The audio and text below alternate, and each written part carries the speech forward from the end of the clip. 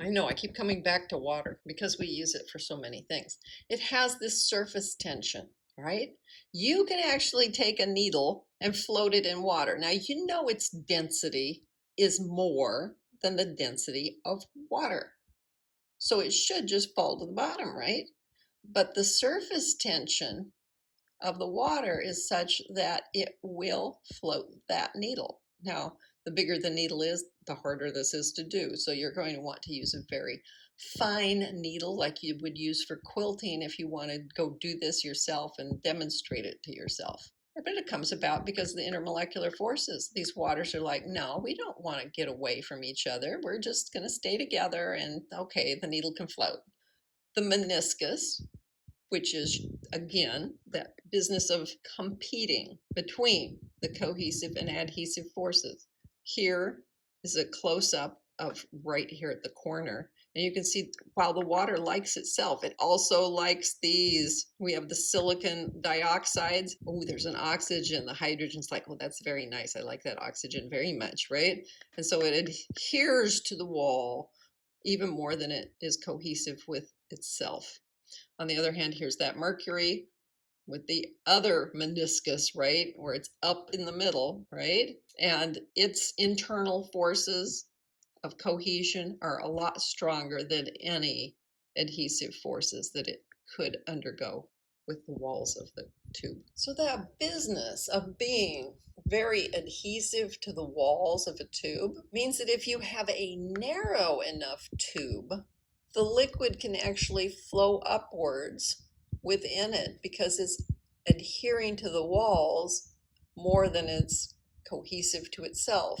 And so this is a piece of celery, although you can't hardly tell anymore, but that's a piece of celery just pulling the liquid upward in the tubes of the celery. Density.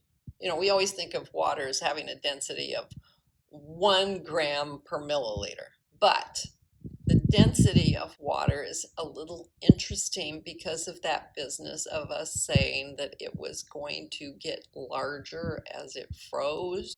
And so when you get near the freezing point, some really weird things happen. And that graph here shows when we say 1 gram per milliliter, we are rounding. Now see, it's still, look at that, there's 3 nines in a row and then it's a 7. So rounding it to 1 is not a huge deal, even though we've zoomed in on this so much that we can see this detail of what's happening. The density of water, it gets more and more dense, which is what you would expect as it gets colder and colder. It's getting smaller and smaller, right? But then all of a sudden it reverses course and starts getting larger. Very weird behavior, but it has a very subtle effect. See, that's got 4 nines in a row. Come on. It's an effect that you don't notice until you've got at least 5 digits of accuracy to look at. The fact, though, that ice is less dense than water means that the ice floats, which is extremely good if you were a fish. Because if you're a fish and the water starts freezing, it's going to freeze at the top. Down lower, it's still water.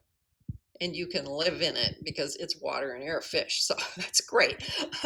If you do this and you put the ice up here, it serves as a barrier between the colder air and the warmer water. So even though I would not describe 4 degrees Celsius as being particularly warm water, it is a lot warmer than what's going on up here in the atmosphere.